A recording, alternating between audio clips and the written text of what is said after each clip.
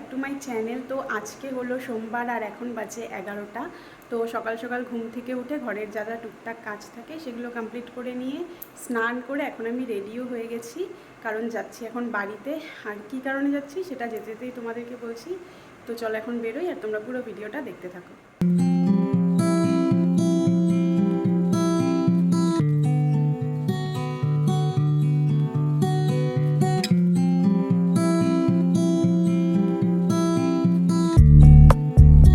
চলে এসেছি বাড়িতে, প্রীতম আমাকে নামিয়ে দিয়ে চলে গেছে। আর আজকে সকাল সকাল বাড়িতে আসার কারণ হলো যে আমার এক দিদি সাজতে আসবে, আমার মাসির মেয়ে। তোদের বাড়িতে আজকে বিয়ে, তবে আজকে প্রচণ্ড গরম। তো আমি এখন ভাবছি যে এই গরমে ওর মেকআপটা কতক্ষণ স্টে করাতে পারবো বা কতক্ষণ স্টে করবে মেকআপটা। আর কালকে রাতে প্রচণ্ড ঝড় বৃষ্টি হয়েছিল, ভেবেছিলাম আজকের দিনটা ওয়েদারটা ঠিকঠাক থাকবে, তবে ছাতার মাথা সেই একই গরম। তো দেখা যাক কী হয়। তো চলো, এখন আমারও প্রচণ্ড গরম লাগছে, এখন ফটাফট আমি আগে চেঞ্জ করে নিই আর তারপরে তোমাদের সাথে আবার দেখা করছি। তো এই যে বান্টি না তো টুইটি আর আমি এই যে আসলাম কাকিমণিদের বাড়িতে। আর ঘন্টু আমাদেরকে ঢুকতে দিচ্ছে না, দাঁড়া। আর ঘন্টুকে না আটকালে এই যে টুইটি যাবে না, ওকে এখন আটকানোর চেষ্টা চলছে। দাঁড়া,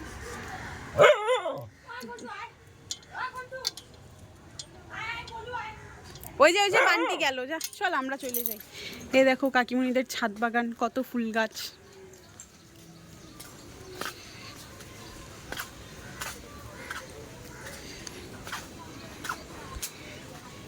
এই দেখো টমেটো পাকে নাই এখনো।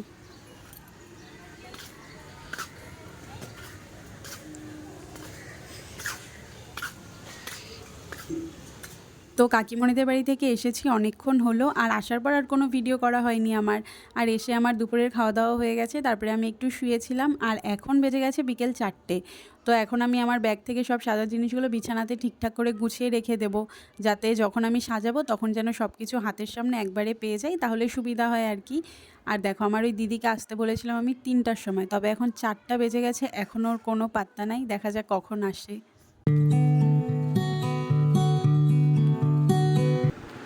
তো এই যে এখানে সব কিছু আমি গুছিয়ে নিয়েছি, এখন ওয়েট করি যে কখন আসবে। আর ওয়েট করতে করতে অবশেষে ও 3টের জায়গায় 6টার সময় এসে পৌঁছালো। তারপরে ফ্রেশ হয়ে সাজতে বসতে বসতে বেজে গেল 6:30। আর এটা হলো আমার মাসির বড় মেয়ে সম্পাদি, আর এটা পম্পাদি ছোটো মেয়ে। আজকে শুধু সম্পাদিরই আসার কথা ছিল, পরে দেখছি যে পম্পাদিও এসেছে। যাই হোক, আর দুজনে এতই তাড়াতাড়ি এসেছে কি আর বলবো। তার উপরে ওরা যাবে বরযাত্রী, তো টাইম মতো পৌঁছানোর একটা ব্যাপার থাকে সেখানে। তবুও দেখো ওরা এতটাই লেট করে এলো। যাই হোক, এরপরে আর দেরি না করে তাড়াতাড়ি করে আমি মেকআপটা শুরু করে দিয়েছি। আর ওই সময়টাতে এতটাই তাড়াহুড়ো লেগে গেছিলো যে আর কোনো ভিডিওই করা হয়নি। আর বেচারি পম্পাদিকে আমি সাজিয়ে দিতে পারিনি, কারণ ওদের অনেকটাই লেট হয়ে গেছিলো। তার উপর বারবার ফোনও আসছিল, কারণ বরযাত্রীর গাড়ি কেবলমাত্র ওদের জন্যই আটকে ছিল।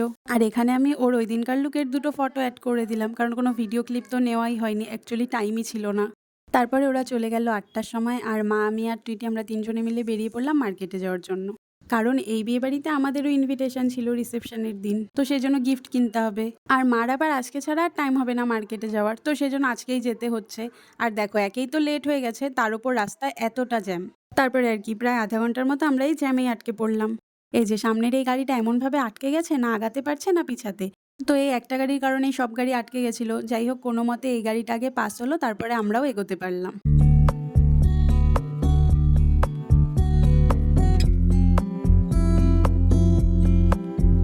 তারপরে চলে আসলাম আমরা আরজিতে, আর ভাগ্যিস এখান থেকেই আমাদের গিফট পছন্দ হয়ে গেছে। যদি এখান থেকে না হতো আমরা প্রবলেমেই পড়তাম, কারণ এতটাই লেট করে এসেছি আমরা যে সব দোকান মোটামুটি বন্ধই হয়ে গেছিল। তো কেনাকাটা কমপ্লিট করে এখান থেকে মোমো নিয়ে চলে আসলাম আমরা বাড়িতে।